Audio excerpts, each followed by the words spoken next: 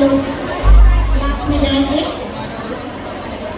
और इस समय हम अगले विषय के लिए चरणों के पास आते हैं प्रभु जी, और हम तुझे बहुत बहुत धन्यवाद देते हैं, तेरी स्तुति और महिमा करने पाते हैं। पिता परमेश्वर, अभी हम तेरे वचनों में से कुछ सुनना और सीखना चाहते हैं। पिता, तू यहाँ अपनी उपस्थिति में बोलने वाले के साथ हो और सुनने वाले सभी भाई बहनों के साथ हो, ताकि पिता वह वचन हमारे मध्य में जो बोया जाता है वह फलवंत होता है। पिता, हमारे सारे पापों सुना हुए क्षमा करते हुए हमारी प्रार्थना तेरे बेटे यीशु मसीह के मीठे और मधुर नाम में मांगते हैं। प्यार से सुनिए और स्वर्ग राज में ग्रहण कीजिए। आमीन।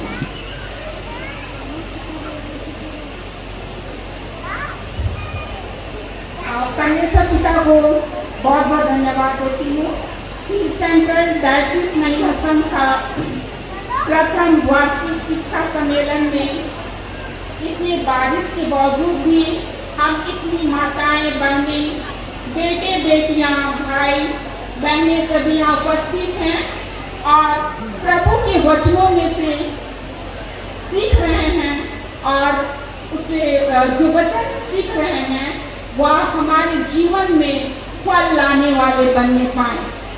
पिता परमेश्वर, आप सबों को इसमें अगुवाई करें, सहायता करें। अभी आज का जो खंड विषय है, जागते रहो, विश्वास में स्थिर रहो, पुरुषार्थ करो और बलवंत हो। पहला कोरिन्थ 16:13 पर इस खंड विषय में हम 4 मुख्य बातों को सीखने और समझने का प्रयास करेंगे। पहला है जागते रहो। प्रियो, यहाँ पर जागते रहने का क्या अर्थ है?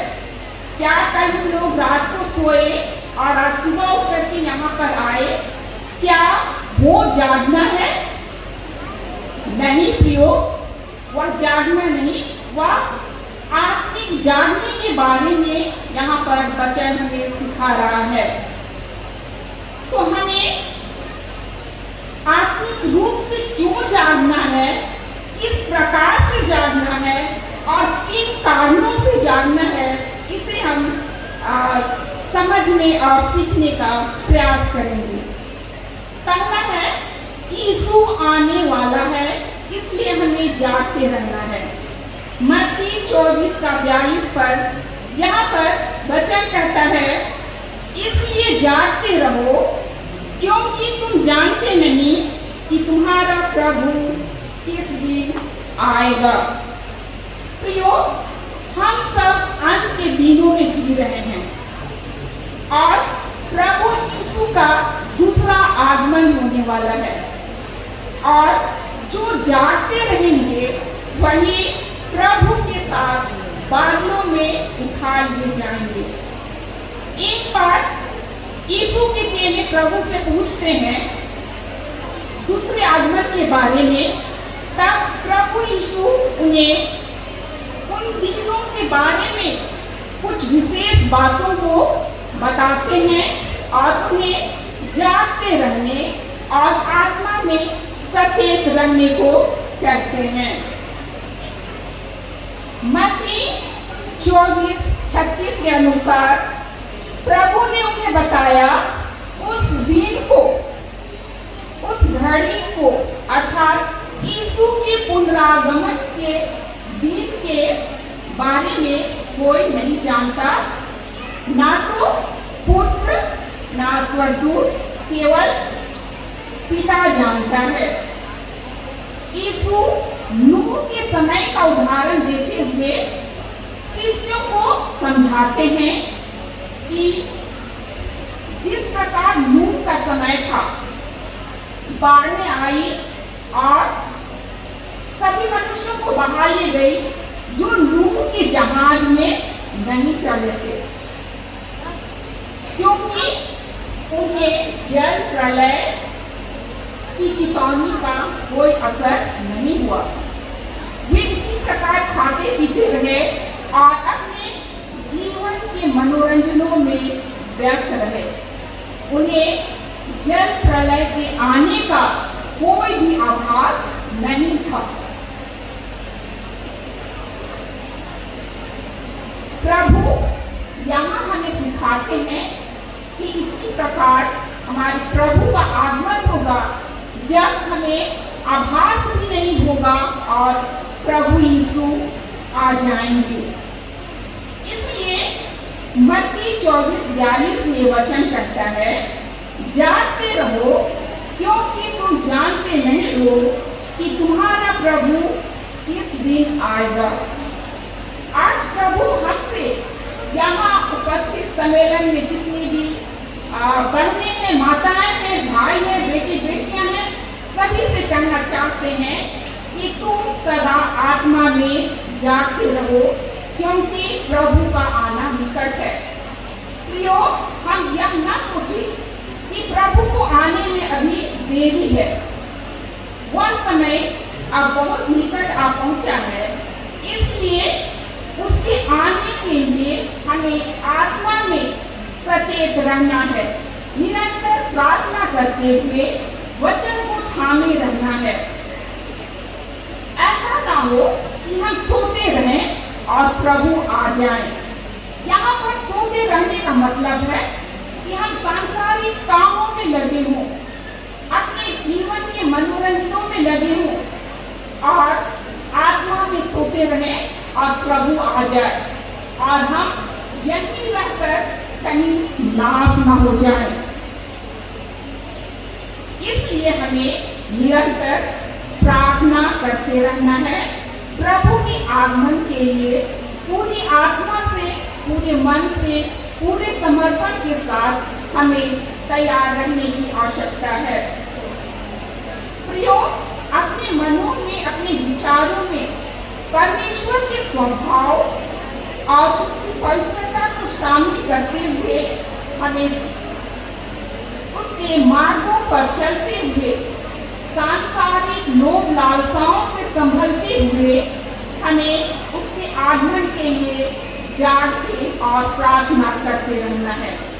क्योंकि वचन बताती है कि प्रभु का आगमन अचानक होगा, उस दिन को कोई नहीं जानता। स्वयं प्रभु ने कहा कि उस दिन को कोई नहीं जानता, पुत्र भी नहीं, केवल पिता जानता है। तो हमें इस वचन को ध्यान में रखते हुए प्रभु के आने के विषय में सचेत रहना है और इस पृथ्वी पर ऐसे जीवन बिताना है जैसे हर दिन प्रभु के आगमन का दिन हो। और दूसरी बात है, परीक्षा में ना पढ़ने के लिए हमें जागते रहने की आवश्यकता है। मत्ती 24:41, जागते रहो और प्रार्थना करते रहो कि तुम परीक्षा में ना पढ़ो। आत्मा तो तैयार है परंतु शरीर दुर्बल है। प्रियो, हम चाहते हैं कि हम प्रार्थना करें, लेकिन उस समय बहुत सी रुकावटें हमारे सामने आती है। कभी तो हमारा मन प्रार्थना में नहीं लगता है, कभी कभी प्रार्थना करना हमें बोरिंग लगता है और कभी कभी तो हम सोचते हैं कि अभी शरीर थका हुआ है, थोड़ा आराम करेंगे, बाद में प्रार्थना करेंगे, लेकिन वो बात फिर कभी नहीं आता। इसलिए प्रभु यीशु कहते हैं कि जागते रहो और प्रार्थना करते रहो। मत्ती 13:24-25 में यीशु ने दृष्टांत कहा कि स्वर्ग का राज्य उस मनुष्य के समान है जिसने अपने खेत में अच्छा बीज बोया, पर जब लोग सो रहे थे तो उसका शत्रु आकर गेहूं के बीच जंगली बीज बोकर चला गया। तो प्रियो, यहाँ खेत हमारा मन, हमारा हृदय है और बीज प्रभु का वचन है। यहाँ यीशु सिखाते हैं कि खेतों में तो अच्छा बीज बोया गया, यानी हमारे मन हृदय में परमेश्वर का वचन बोया गया। लेकिन जब हम आत्मिक रूप से सो रहे थे, यानी हमारे जीवन में प्रार्थना की कमी थी, तब शैतान या शत्रु हमारे जीवन में, हमारे मन में और जंगली बीज बो देता है। तो वो जंगली बीज क्या है प्रियो? वह जंगली बीज कोई चिंता का बीज, कोई लापरवाही का बीज, आलसीपन का बीज, विश्वास से समझौता करने का बीज, हमारे अंदर परिवार प्रार्थना में बैठने का जो मन है उसी वह हमारे अंदर से निकाल देता है, हमारे अंदर अनुशासन की कमी को लाता है। इस प्रकार बहुत सारी जंगली बीज शैतान उन लोगों के मन में, हृदय में बोता है जो आत्मिक रूप से सोते हैं, अर्थात जिनके जीवन में प्रार्थना की कमी है, व्यक्तिगत प्रार्थना नहीं है, पारिवारिक प्रार्थना नहीं है। तो प्रियो, हमें आत्मिक रूप से जागते और सचेत रहने की आवश्यकता है।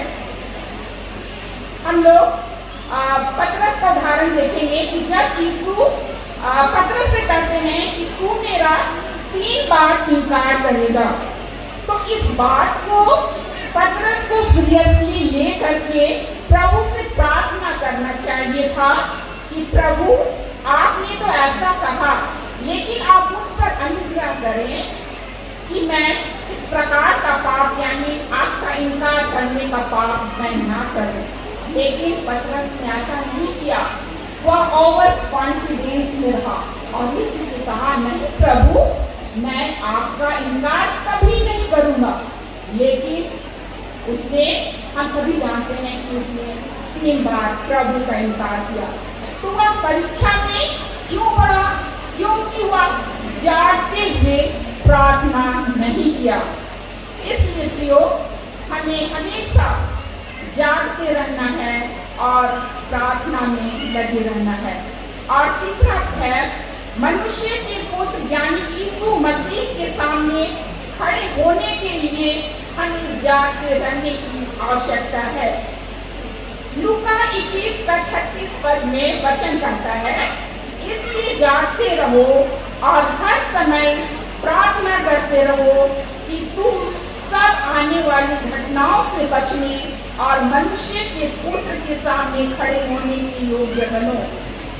प्रियो, अंत के समय में बहुत कठिन समय आएगा। यीशु के आने के पहले बहुत तेज कठिनाइयाँ, यानी बीमारियाँ, यानी विपत्तियाँ आएंगी और इन खतरों से बचने के लिए और यीशु मसीह जब आएंगे उनसे मिलना है, तो उसके लिए हमें जागते रहने और प्रार्थना करते रहने की आवश्यकता है। हमें सुबह उठकर प्रार्थना करना है, उसकी संगति में रहना है। जब हम काम पर जाते हैं तो काम पर जाने से पहले, आने के बाद प्रार्थना करना है। जब हम बस में जा रहे होते हैं तब भी हमें बस में बैठे सभी लोगों के उद्धार पाने के लिए प्रार्थना करना है। जहाँ हम काम करते हैं, ऑफिस में, वहाँ के सभी लोगों के उद्धार पाने के लिए हमें प्रार्थना करना है। हमें अपने गली मोहल्ले में रहने वाले लोगों के उद्धार के लिए भी हमें प्रार्थना करना है। प्रियो, हमें हर छोटी छोटी बातों के लिए परमेश्वर से प्रार्थना करने की आवश्यकता है, ताकि जब वे आए तो हम उनके सामने खड़े होने के योग्य बन सकें। और चौथी बात है जिसके लिए हमें जानने की आवश्यकता है, वह है हार खाने वाले भेड़ों से सावधान रहने के लिए। प्रेरित क्रिया 20, 29 और 30 पद में वचन कहता है, मैं जानता हूँ मेरे जाने के बाद हार खाने वाले भेड़िए तुम में आएंगे जो झुंड को ना छोड़ेंगे, और ये तुम्हारे बीच में से ऐसे ऐसे मनुष्य उठेंगे जो चेलों को अपने पीछे खींच लेने की टेढ़ी मेढ़ी बातें करेंगे। प्रियो, और शैतान जहाँ पर वचन प्रचार किया जाता है, वह इस वचन प्रचार के कार्यों को रोकना चाहता है। और इसके लिए वह उसे झूठ के लोगों को इस्तेमाल करता है और वे विश्वासियों के बीच में फूट को डालते हैं। इसलिए हमें ऐसे लोगों से सावधान रहने की आवश्यकता है। मत्ती 24:4 का पद भी हमें भरमाने वालों से सावधान रहने के लिए कहता है। इसलिए हमें निरंतर प्रार्थना करते हुए अपने विश्वास में मजबूती से बने रहना है। और अब दूसरा मुख्य बिंदु है, पहला है जाते रहो में हम लोग कुछ बिंदुओं को देखे, अब है विश्वास में स्थिर रहो। तो विश्वास क्या है? विश्वास मसीह के सिद्धांत और आचरण का आधार है। इफिसी 2:8 के अनुसार, क्योंकि परमेश्वर के द्वारा अनुग्रह ही से हमारा उद्धार हुआ है। विश्वास परमेश्वर पर भरोसा है जो हमें उसके वचन पवित्र बाइबल पर विश्वास करने को अगुवाई करता है। विश्वास के द्वारा ही हम यीशु ख्रीस्त को उद्धारकर्ता के रूप में ग्रहण करने पाते हैं और संसार के बीच हम उसका अंगीकार करने पाते हैं।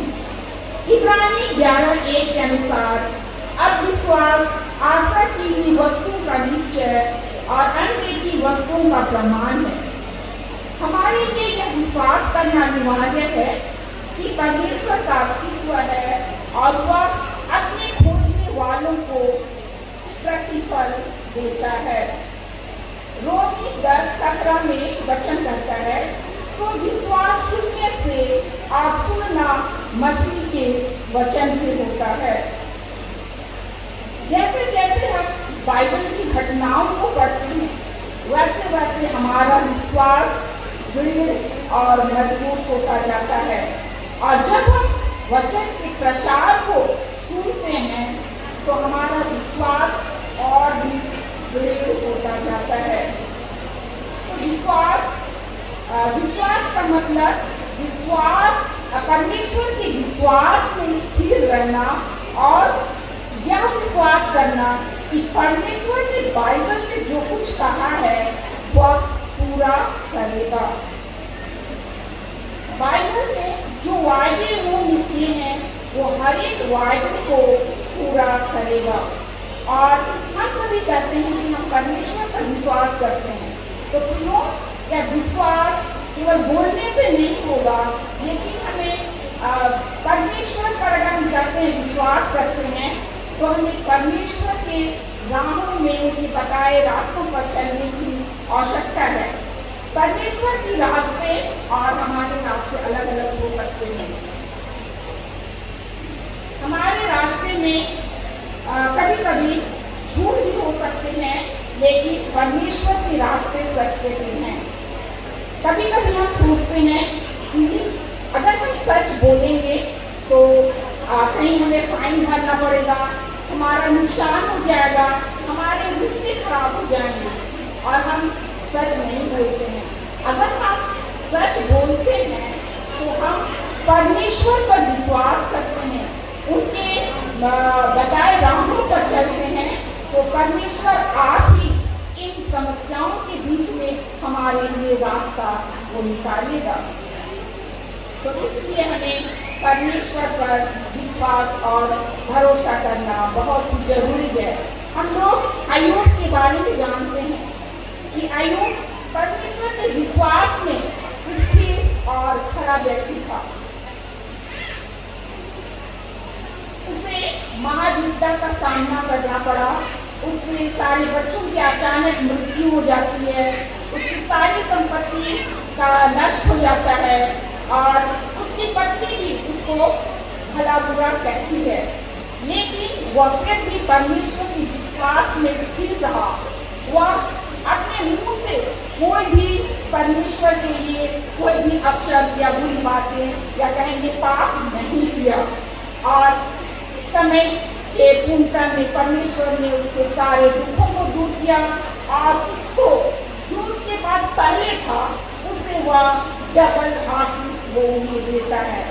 इसलिए प्रियो, हमें प्रभु यीशु पर हमेशा पूर्ण भरोसा और विश्वास करना चाहिए और हमारा विश्वास कभी डगमगाने नहीं पाना चाहिए।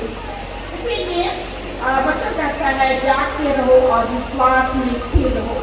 हम ऐसे विश्वासी ना बने जो विश्वास में डगमगाते हों, इधर उधर भटकते हों, लेकिन हमें ऐसा विश्वासी बनना है कि हम परमेश्वर की सी चाल चलने वाले बनने पाए। तो प्रियो, हमारे जीवन में चाहे कोई भी परिस्थिति क्यों ना आए, हमें परमेश्वर के विश्वास में स्थिर रहना है कि परमेश्वर एक दिन हमारे साथ अच्छा करेगा, अच्छा समय लाएगा और हमें इस विश्वास में, परमेश्वर के विश्वास में दृढ़ और मजबूत रहना है। फिर तीसरा मुख्य बिंदु है पुरुषार्थ करो। Today's English version good news Bible के अनुसार पुरुषार्थ करो को बी ब्रेव लिखा है, यानी निडर बनो। परमेश्वर के राज्य में हमें डरपोक नहीं लेकिन साहसी बनने को कहा गया है। हम लोग सदरक, मेशक और अबेदनगो की कहानी को जानते हैं। ये प्रभु में बहुत ही निडर और साहसी थे, परमेश्वर के डर और भय में जीवन जीते थे। एक बार राजा नबूकदनेस्सर राजा था, वो सोने की मूरत बनाता है और कहता है कि सभी लोग उस मूरत को दंडवत करें, लेकिन सदरक, मेशक, अबेदनगो ने उस मूरत को दंडवत नहीं किया और उन्हें राजा के पास लाया गया। तब वे बड़े ही निडरता पूर्वक राजा से कहते हैं, जो लिखा है दानियेल 17 और 18 पद में, हमारा परमेश्वर जिसकी हम उपासना करते हैं वह हमको इस धधकते हुए भट्ठी की आग से बचाने की शक्ति रखता है। वह हमें तेरे हाथ से भी छुड़ा सकता है। यदि ना भी छुड़ाए तब भी हम लोग तेरे देवता की उपासना नहीं करेंगे और तेरे द्वारा खड़ी कराई गई मूर्त की हम लोग दंडवत नहीं करेंगे। तब उन तीनों को बांध करके उस धधकते आग की भट्ठी में डाल दिया जाता है। फिर हम देखते हैं कि परमेश्वर ने किस प्रकार उन तीनों को बचाया, उनकी कोई हानि नहीं होती है। तो इस प्रकार के परमेश्वर के विश्वास में निडर, साहसी और उसके भय और प्रेम में थे और परमेश्वर ने उनकी रक्षा की। व्यवस्था विवरण 21 के 6 पद में परमेश्वर यहोशू से कहते हैं, तू हियाव बन और दृढ़ हो जा, उससे ना डर और न भयभीत हो, क्योंकि तेरे संग चलने वाला तेरा यहोवा परमेश्वर है, वह तुझको धोखा न देगा और न छोड़ेगा।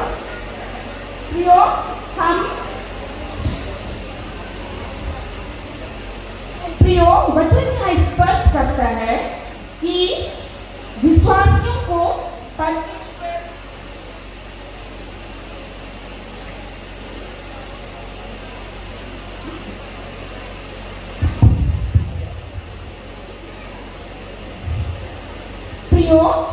इसलिए यहाँ वचन स्पष्ट करता है कि हम विश्वासियों को परमेश्वर में निडर, हिम्मती और साहसी बनना है, क्योंकि यहोवा हमारे साथ हमेशा चलने वाला परमेश्वर है।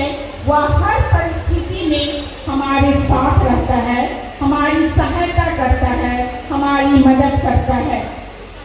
और भजन संहिता 31 का 34 पद हमें यह भरोसा देता है और वचन वहाँ कहता है, हे यहोवा पर आशा रखने वालों, हियाव बांधो और तुम्हारे हृदय दृढ़ हो।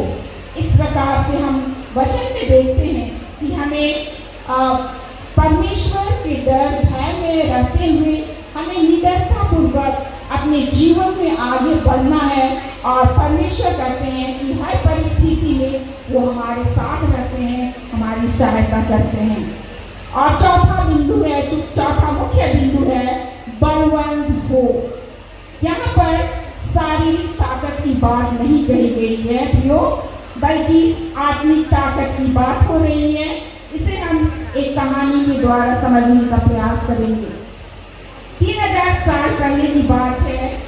लड़ाई के मैदान में दो शत्रु सैनिकों के बीच में दो शख्स एक दूसरे से लड़ने को तैयार थे।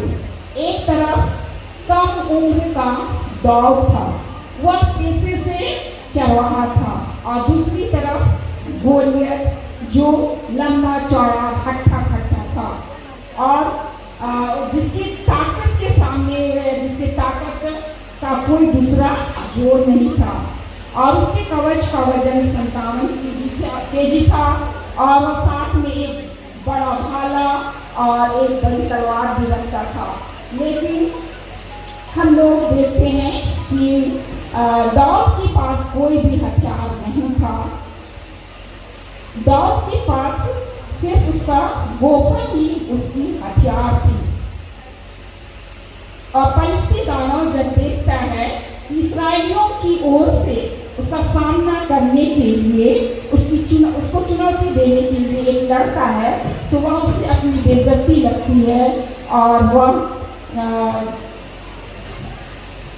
बेइज्जती लगी। और जो लिखा है पहला सामूएल 17:42-44 पद में, दोनों तरफ के देखने वालों को शायद लगा कि परिणाम तो तय है, लेकिन जरूरी नहीं कि जो ताकतवर होते हैं वही जीतते हैं।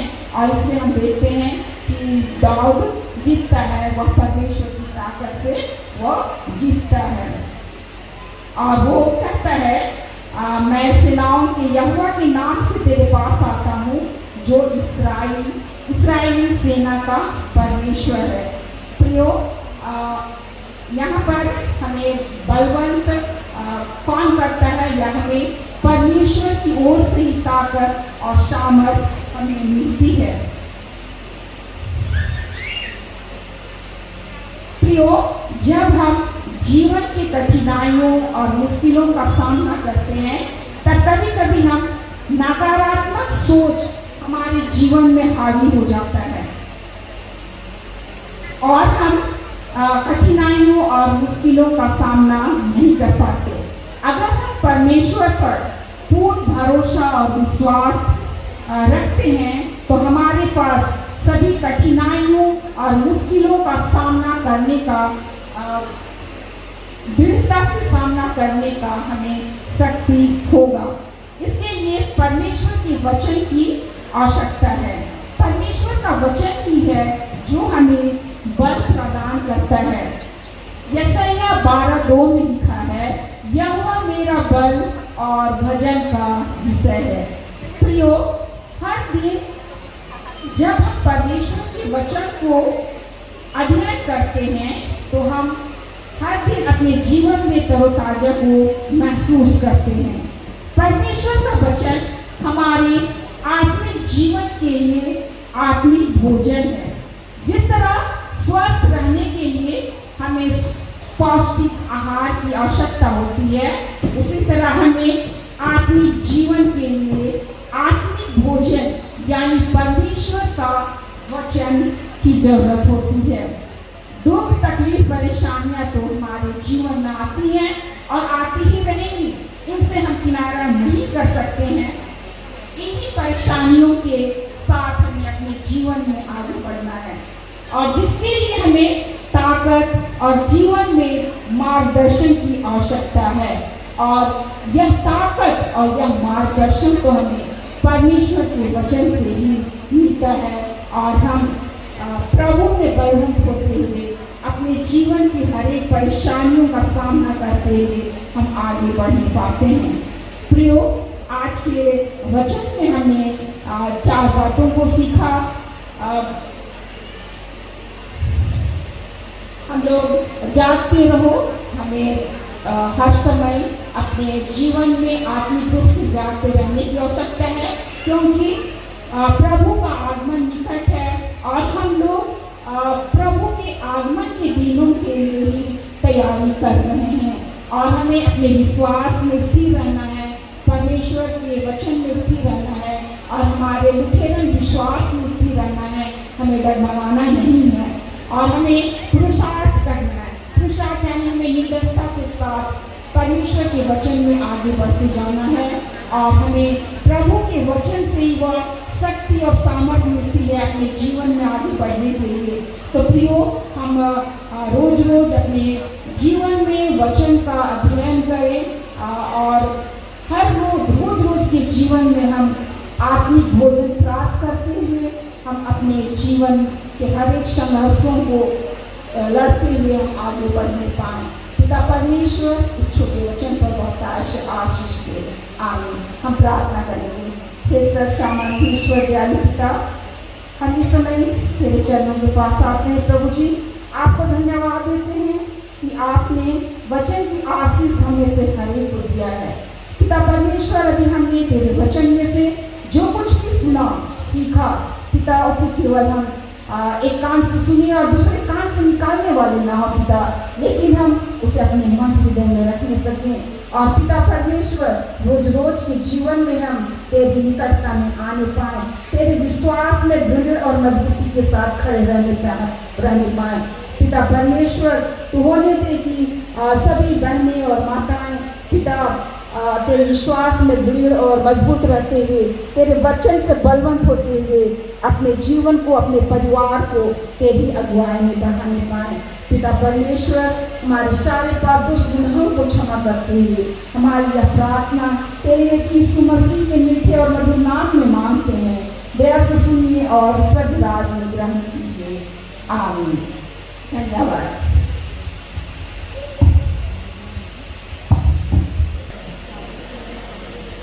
मैं संरक्षिता श्रीमती झनकारन टप्पो को अपने विषय का सही समय में समाप्त करने के लिए बहुत धन्यवाद देती हूँ और निश्चय हम उत्साहित हैं। और एक सूचना है, उससे पहले कलीसिया महिला संघ की संरक्षिका श्रीमती झनकारन टप्पो का बहुत धन्यवाद देती हूँ, आभार प्रकट करती हूँ और सेंट्रल डायसिस महिला संघ की ओर से हम उन्हें सम्मान के स्वरूप में पौध भेंट करना चाहते हैं और शॉल भी।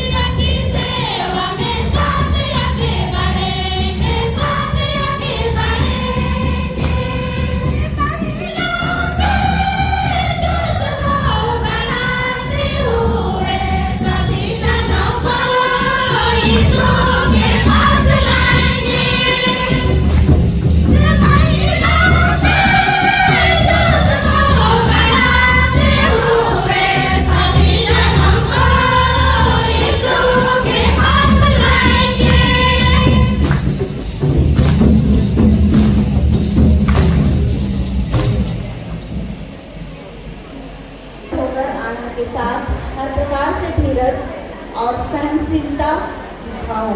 कुलुसी 1:11। और इस विषय की वक्ता है श्रीमती पूना शर्मा बखला, सचिव सिनोड महिला संघ। आइए हम लोग ताली बजाकर भी उनका स्वागत करेंगे।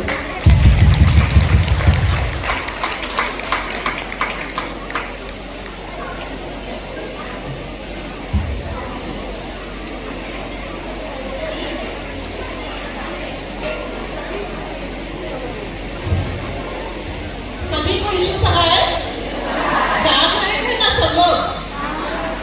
तो मैं बोलूंगी तभी यीशु मसीह के सामर्थ्य नाम में यीशु सहाय। जोर से बोलिए। आइए हम लोग प्रार्थना करिए कि सर्वशक्तिमान जीवित अनुग्रहकारी सामर्थ्य पिता परमेश्वर, हम तेरा धन्यवाद करते हैं कि तेरी बड़ी अनुग्रह हमारे जीवन में हुई, कि तूने हमें जीवितों के मध्य में रखा और विभिन्न पेरिशों की बहनों के पिता परमेश्वर इस जगह पर एकत्रित किया कि हम तेरे वचन को मनन कर पाए। पिता, अभी का जो वचन तूने ठहराया है उस विषय की अगुवाई के लिए मुझे सामर्थ्य दे। महान पिता परमेश्वर, पवित्र आत्मा की अगुवाई दे कि हम उस वचन को सुने और अपने जीवन में अमल कर पाए। प्रभु यीशु मसीह पवित्र आत्मा के नाम से इस प्रार्थना को सुन और दया से ग्रहण कर दे। आमीन। और परमेश्वर पिता को मैं सबसे पहले धन्यवाद देती हूँ कि हम लोग विभिन्न पेरिशों की यहाँ बहनें उपस्थित हैं और हम उस जीवित प्रभु परमेश्वर पिता प्रभु यीशु मसीह की महिमा और जय जयकार और उसकी प्रशंसा कर पाते हैं। और साथ ही मैं आप सभी को बहुत बहुत धन्यवाद देना चाहती हूँ इस ऐतिहासिक पल के लिए। है कि नहीं? ऐतिहासिक पल है ना? आज इस ऐतिहासिक पल के लिए कि आज आप सेंट्रल डायोसिस महिला संघ होकर के कौन सा बाइबल क्लास कर रहे हैं? प्रथम वार्षिक शिक्षा सम्मेलन कर रहे हैं। आप सभी को बहुत बहुत बधाई और शुभकामनाएं मेरी ओर से। और आज का जो वचन हम देखेंगे वो हमको मिलता है कुलुसियों के नाम पौलुस प्रेरित की पत्री, उसका है पहला अध्याय, उसका 11 पद। उसने ऐसा लिखा है, और उसकी महिमा की शक्ति के अनुसार सब प्रकार की सामर्थ से बलवंत हो जाओ, यहाँ तक कि आनंद के साथ हर प्रकार से धीरज और सहनशीलता दिखा सको। बलवंत होना और सहनशीलता दिखाना सचमुच में एक संसार में रहकर एक बहुत कठिन काम। और आज का जो वचन है इसमें परमेश्वर पिता की और प्रभु यीशु मसीह के सामर्थ्य से इतना बलवंत हो जाए, कितना बहुत बलवंत हो जाए कि हम जब मसीही हैं, क्या है? मसीही हैं, बोलिए प्रभु यीशु मसीह के विश्वासी हैं, बोलिए। मतलब सो रहे हैं आप ना, सो रहे हैं आप लोग, नहीं बोल रहे हैं। प्रभु यीशु मसीह विश्वासी है तो यीशु मसीह का जो छाप है वो हमारे अंदर क्या होना है? दिखना है। यीशु मसीह क्या था? धीरजवान था। और क्या था? प्रभु यीशु मसीह में क्या दिखाई देता था? दीनता, नम्रता, धीरज और बोलिए सहनशीलता। कहने का मतलब है कि प्रभु यीशु मसीह परमेश्वर पिता के सामर्थ्य से बलवंत हो जाए और हमारे अंदर से ये सब चीजें दिखाई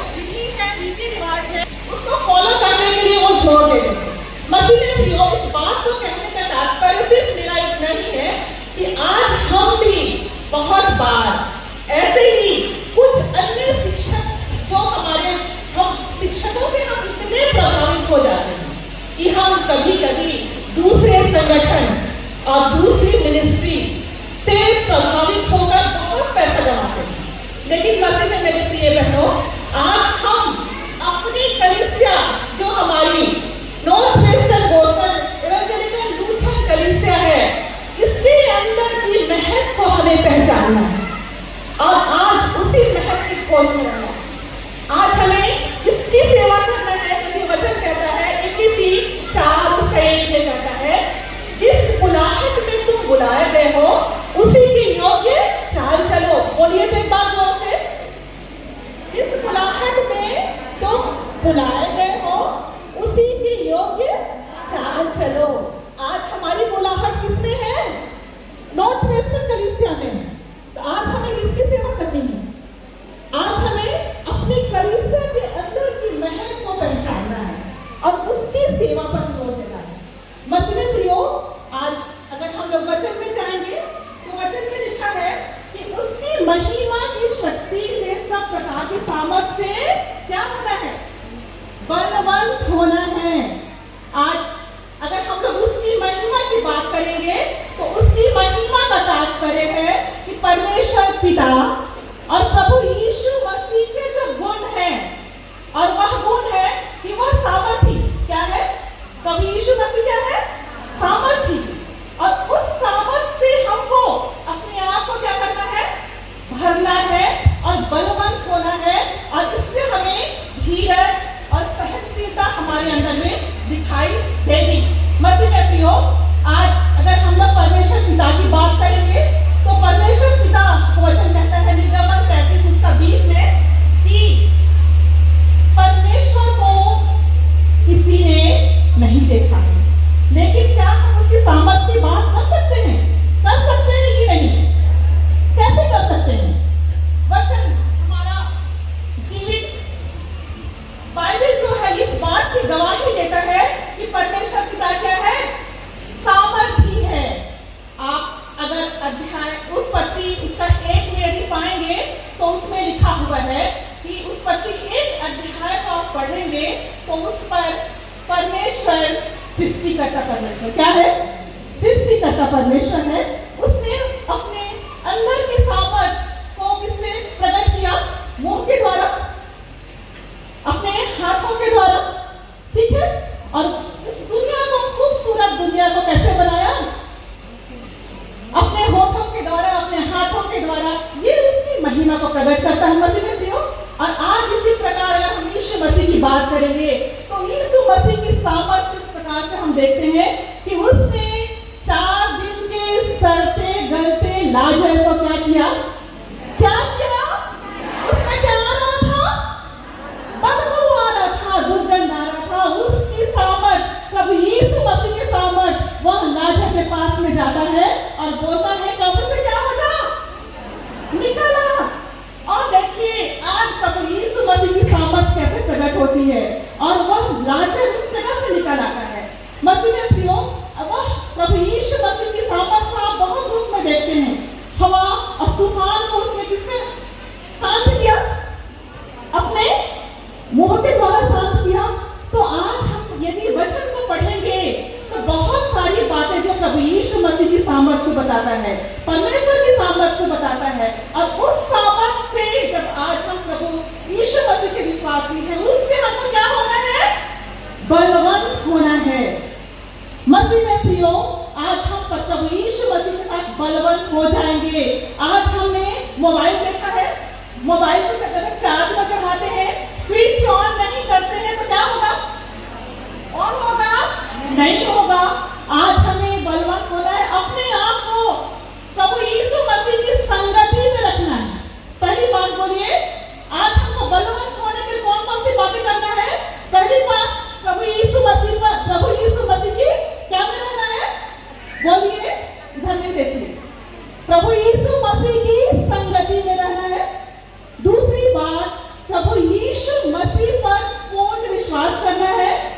तीसरी बात, प्रभु यीशु मसीह परमेश्वर पिता की आज्ञाओं को मानना है। मसीह में प्रियो, अगर हम इन बातों को मानेंगे तो सचमुच में हम प्रभु यीशु मसीह की सामर्थ से बलवंत होंगे। आप लोग जिब्राइल स्वर्गदूत का नाम सुने हैं? वो कहाँ रहता था?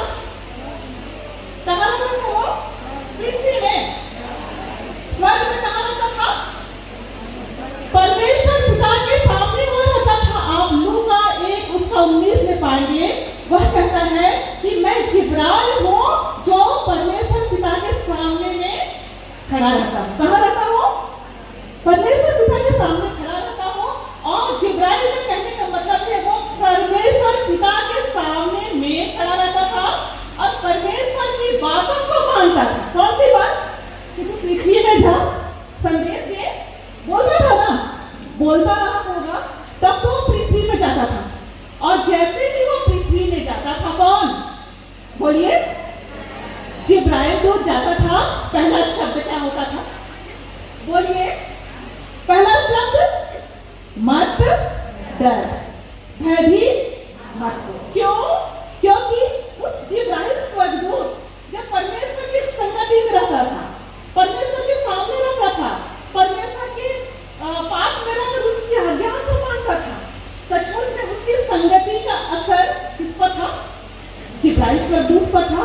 और जब वो संसार में जाकर भेज दिया जाता था, लोग उसको देखकर थोड़ा, मरियम क्या हुई थी? डर गई थी। और वो मरियम को जब बोलता है कि हे मरियम, भयभीत ना हो, देख तो क्या होगी? गर्भवती होगी। लूका 1:13 में कहता है, हे मरियम, देख तो गर्भवती होगी, मत डर। उसकी संगति, किसका संगति का असर था? परमेश्वर की संगति का असर था। और इसी तरह से अब जिब्राइल स्वर्गदूत किस पर जाता है? जकरिया, और जकरिया के पास में जाता है, हे जकरिया, भयभीत ना हो, क्योंकि तेरी प्रार्थना सुन ली गई है। तो इस तरह से कहने का मतलब है, मेरे प्रिय बहनों, हम जब परमेश्वर की संगति में रहेंगे, उसकी आज्ञाओं को मानेंगे, और हम अब जिब्राइल दूत में धैर्य का, आज हम धीरज की बात करते हैं। धीरज इस बात पे देखने पाते हैं कि वह स्वर्गीय सिंहासन को छोड़कर कहाँ आया? स्वर्गदूत कहाँ आता था? कहाँ आता था? पृथ्वी पर आता था। क्या कोई आना चाहेगा? पृथ्वी पर आना चाहेगा? तो वो आता था, वो उसकी धीरजता का प्रतीक है। और वह पृथ्वी पर आकर वो उसकी परमेश्वर पिता की बातों को मानते रहा। मसीह में प्रियो, आज कहने का तात्पर्य है कि जब हम प्रभु यीशु मसीह की संगति में रहेंगे, किसकी संगति में? संगति में बस नहीं, कहने का तात्पर्य है कि हम सिर्फ गिरजा चले जाए, है ना, हम सिर्फ वचन पढ़ लें, क्या हमारे अंदर शक्ति आएगी? क्या हमारे अंदर शक्ति आएगी? हम जब तक परमेश्वर पिता के लिए अपने विश्वास को प्रकट नहीं करेंगे, हम जब तक उसकी आज्ञा के अनुसार, अगर आज बोलता है कि चौथी आज्ञा में विश्रामवार को पवित्र रखने के लिए मत भूल, और आज हम चर्च में आए, हम माने उसकी बात को? वचन बोलता है कि हम सिर्फ पढ़ें नहीं, आज हम उस वचन को क्या करना पड़ेगा? मानना पड़ेगा, तब हम उसके शक्ति से बलवंत होंगे। मसीह में प्रियो, प्रभु यीशु मसीह जो था, यदि प्रभु यीशु मसीह का जो व्यक्तित्व है, अगर हम उसकी संगति में रहेंगे, उसकी महिमा करेंगे, प्रशंसा करेंगे, उसकी बातों को मानेंगे, तो वो शक्ति किस पर आएगी? किस पर आएगी? हम पर आएगी। और आज हम प्रभु यीशु मसीह की शक्ति से बलवंत हो जाएंगे। और प्रभु यीशु मसीह का जो व्यक्तित्व था, वो था दीनता का व्यक्तित्व था। क्या था? वचन यदि हम देखेंगे, और वो वचन लिखा है, वचन में लिखा है, जो लिखा है फिलिप्पी, वो उसका 5 से 11 में मिलता है।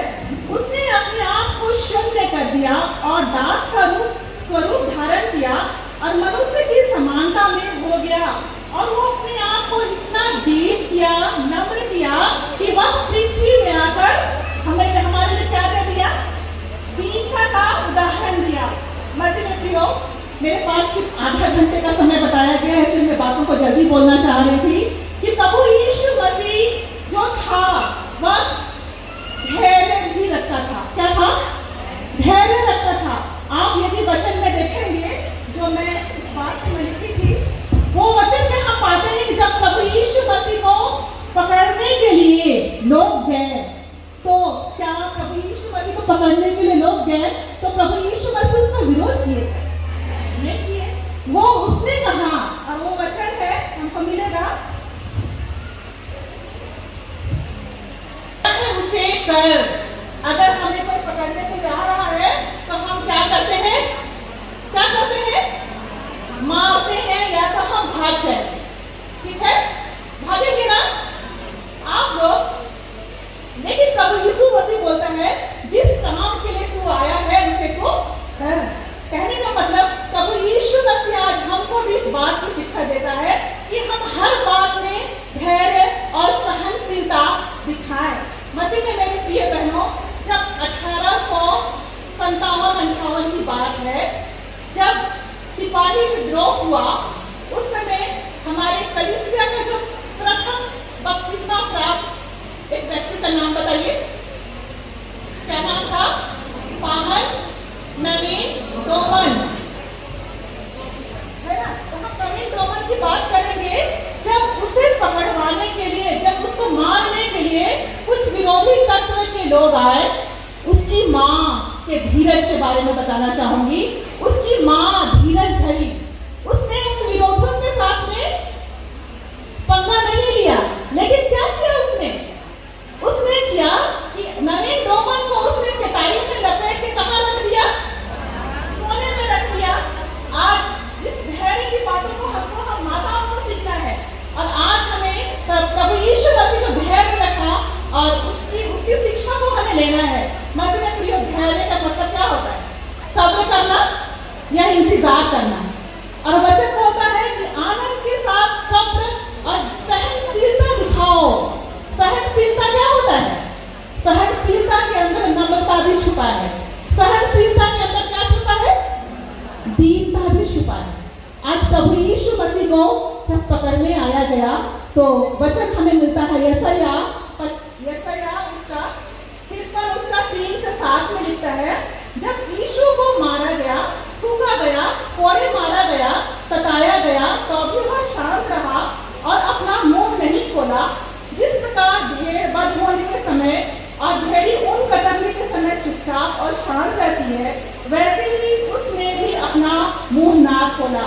वचन में पढ़ने से समझ में आ गया कि प्रभु यीशु मसीह चाहता तो वचन मात्र से ही वो पकड़ने वालों को आदेश दे सकता था, है? लेकिन उसने नहीं किया। उसने क्या किया? अपने आप को सरेंडर कर दिया। सहनशीलता। मसीह ने प्रियो, आज हमारा प्रभु यीशु मसीह सहनशीलता का जीवन हमें सिखाता है।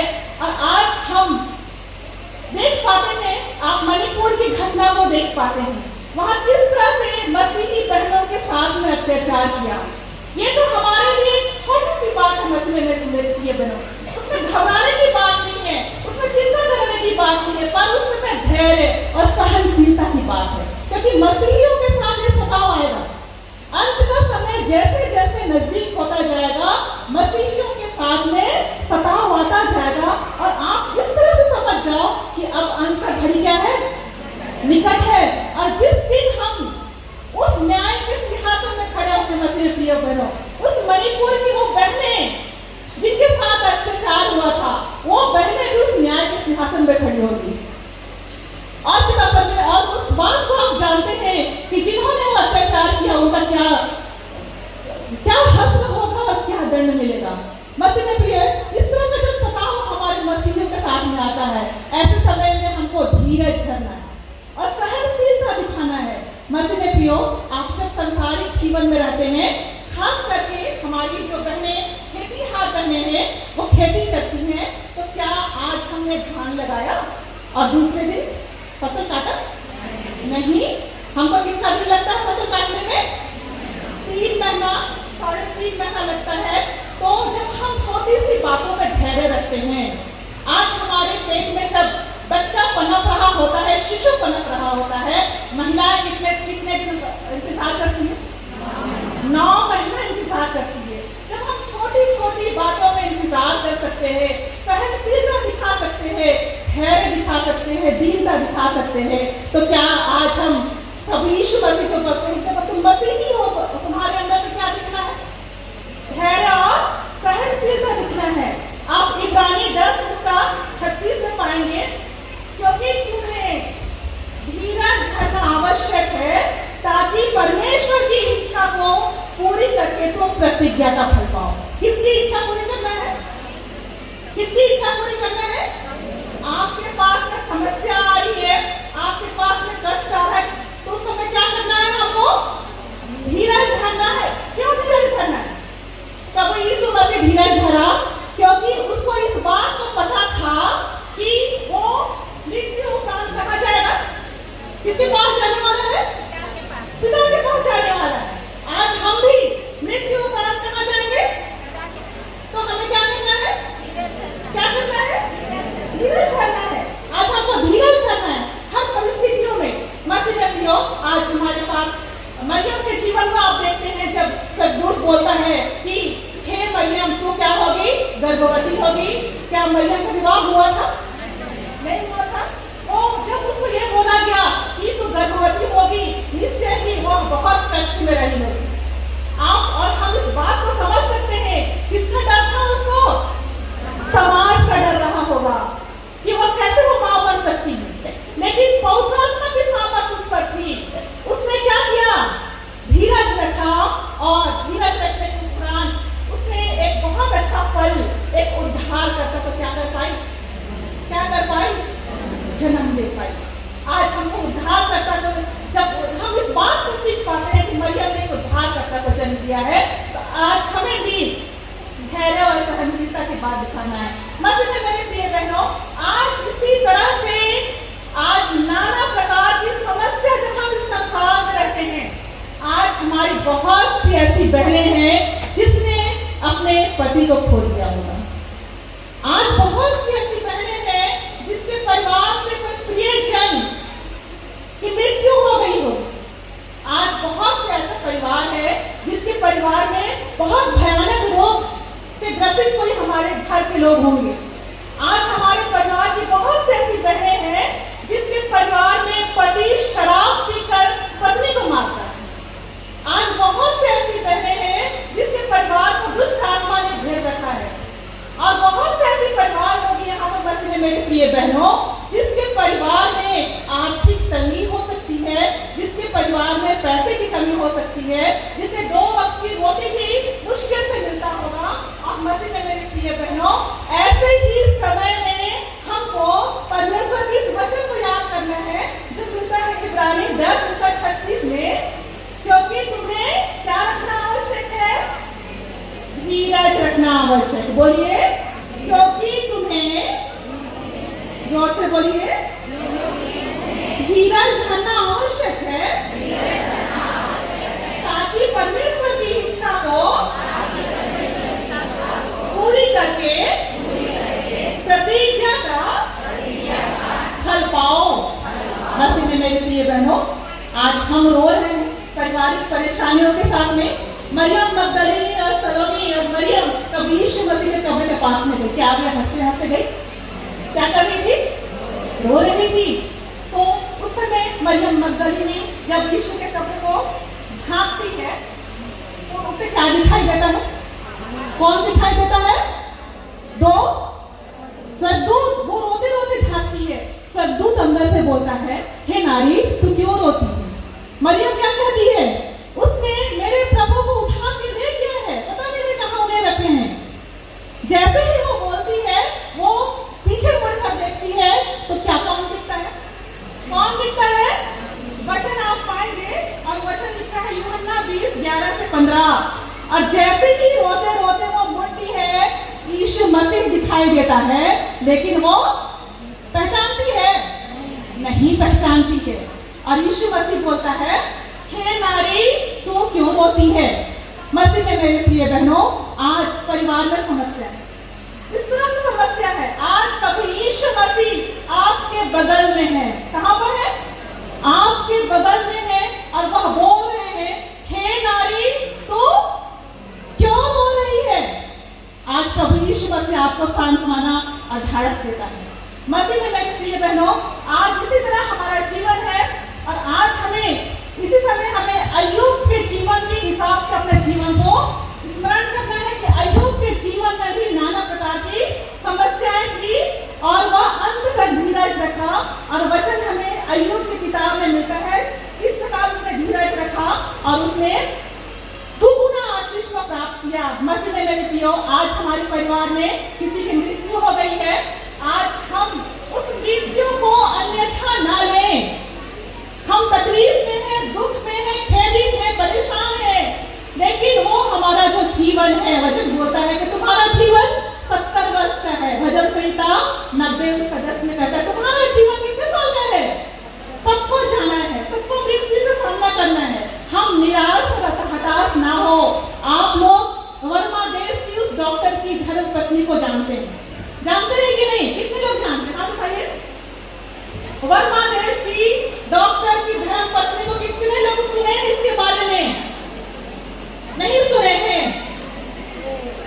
चलिए कोई बात नहीं। जो वर्मा देश में एक डॉक्टर, जर्मनी के डॉक्टर दंपति रहा करते थे। उस समय डॉक्टर पति को कुछ लोगों ने उसे क्या कर दिया? मार डाला। वो दुखित हुई, खेदित हुई, अपने आप को संभाली और उसने कुछ दिनों के बाद में फादर बोस्टर को क्या लिखा? चिट्ठी लिखा कि वो कहाँ आ जाए, कहाँ आए? वर्मा देश में आए और वो सुसमाचार का प्रचार करें। छोटा सा काम, चिट्ठी लिखना। अगर वो उसके दिमाग में ये बात नहीं आती चिट्ठी लिखने का, चिट्ठी नहीं लिखती।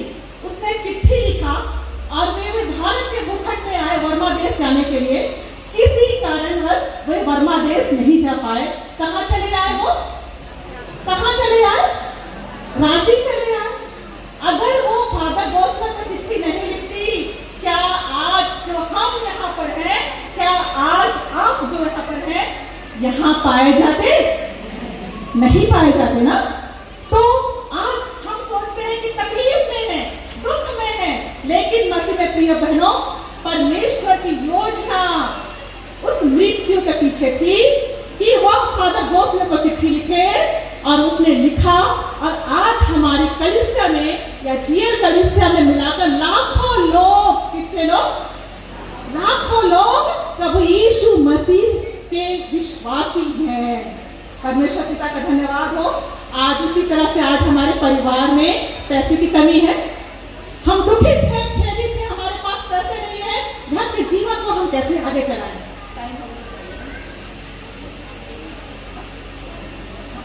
दुखित है, खेदित है, तो हम अपने परिवार के जीवन को आगे कैसे चलाएं? आप उसी समय वचन निकालेंगे जो लूका 21:1-4 में लिखा है, जिसमें किसका दृष्टांत है, किसके बारे में कहा गया है? दृष्टांत नहीं है, सॉरी, किसके बारे में कहा है? किसके बारे में कहा है कि वहां पर एक कंगाल विधवा थी। उसने कितना पैसा डाला था पेटी में? 2 तांबे का सिक्का, 2 तांबे। और उसमें वचन में लिखा है कि उसने अपनी जीविका का सारा कमाई को डाल दिया। क्या हम अपनी जीविका का सारा कमाई डालेंगे? कलीसिया बोलता है संचित निधि में कि 1 महीना का 5% डालना है। हम कितना डालते हैं? 10 रुपया। कितना डालते हैं? 10 रुपया। कंगाल विधवा ने सारी जीविका डाल दी। और हम कितना डालते हैं? हम 50,000 कमा रहे हैं, 10,000 कमा रहे हैं। और जब गिरजादान उठाया जाता है, एक नौकरी करने वाला भाई या बहन सामने बैठा रहता है और अपने हाथ में क्या पकड़ा है? क्या पकड़ा है? चावल पकड़ा है। परमेश्वर की आशीष हमारे लिए चावल तक है। उसने 50,000 का तनख्वाह हमारे परिवार के लिए दिया है, बहुत धान दिया है, लेकिन आज हम कितना विश्वस्तता से हम प्रभु यीशु मसीह को, परमेश्वर पिता को वह दान देते हैं। और आज मसीह में मेरे प्रिय बहनों, आज उसी कंगाल विधवा की बातें इस पवित्र शास्त्र में लिखी है। आज अब आपको, हमको अपना नाम उस जीवन की पुस्तक में लिखना है, तो ईमानदारी के साथ में हमें अब अपनी सक्षमता के अनुसार हमें परमेश्वर के उस दान की पेटी में क्या डालना है? पैसा डालना है। हम सोचते हैं कि 10 रुपया दे दिए, कोई नहीं देखा। सोचते हैं कि नहीं? कोई नहीं देखा। कौन देख रहा था कंगाल विधवा का दान को? कौन देख रहा था? आज हमें धीरज रखना है और उस धैर्य, उस बात को, धीरज का कहने का तात्पर्य है वह कंगाल विधवा ने धैर्य रखा और उसने अपनी जीविका दे दिया और उस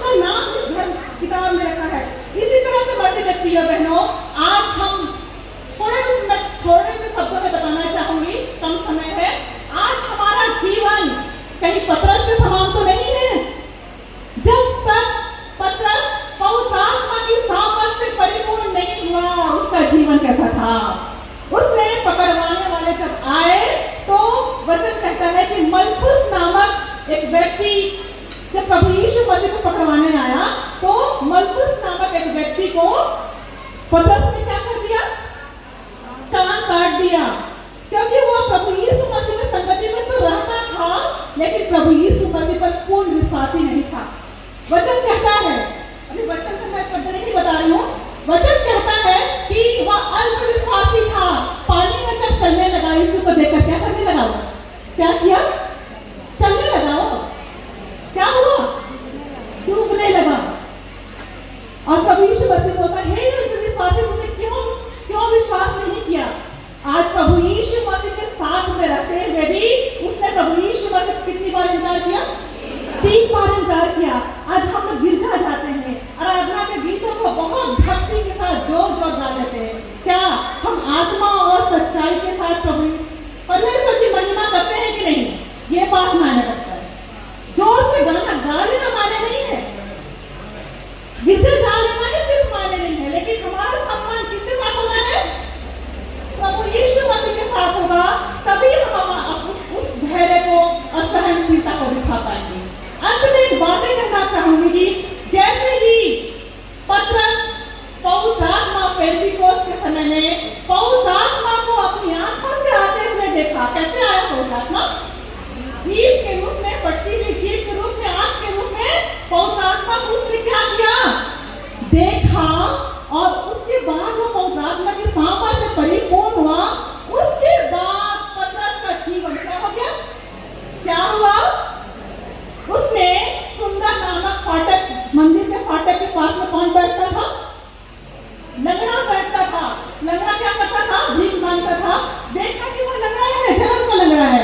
उसने कहा, सोना और चांदी तो मेरे पास नहीं है, पर जो कुछ है क्या है?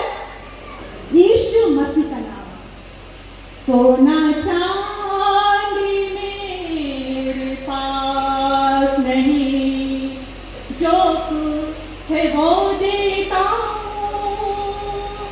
यीशु नासरी के नाम से तुझको मैं ये देता हूँ।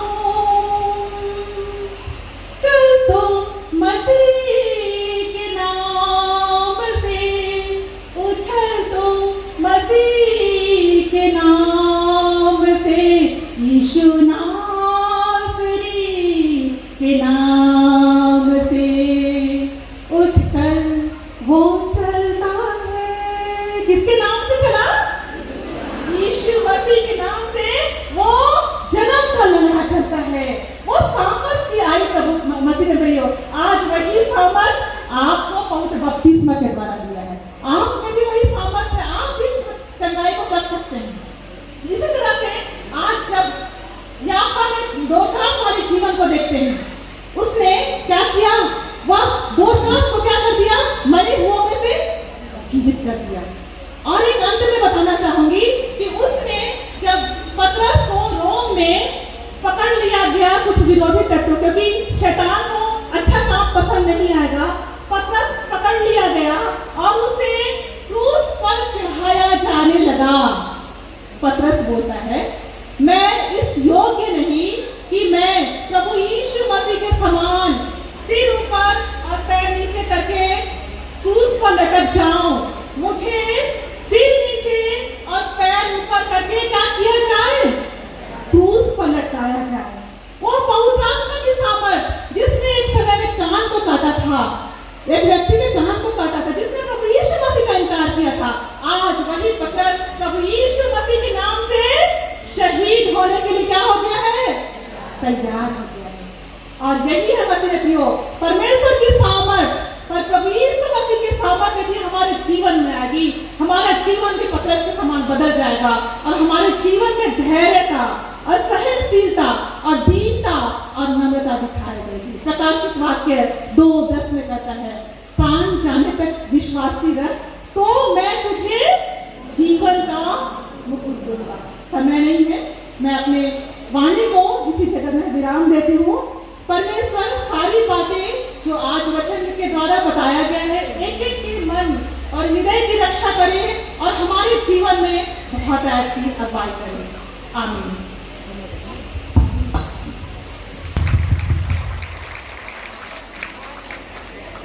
मैं आज की वक्ता श्रीमती पूना झरना बागला, सचिव सिनोड महिला संघ को सेंट्रल डायसिस महिला संघ की ओर से बहुत बहुत धन्यवाद देती हूँ। उन्होंने आज हमें उत्साहित किया है सभी बहनों को कि धीरज और सहनशीलता के साथ जीवन के मुकुट को प्राप्त करना है। बहुत बहुत धन्यवाद। प्रभु आशीष दे। और इस समय लोग धन्यवाद के साथ भेंट समर्पित करना चाहते हैं तो इसमें सामने आ जाएंगे। आप लोग ताली बजाते रहिए।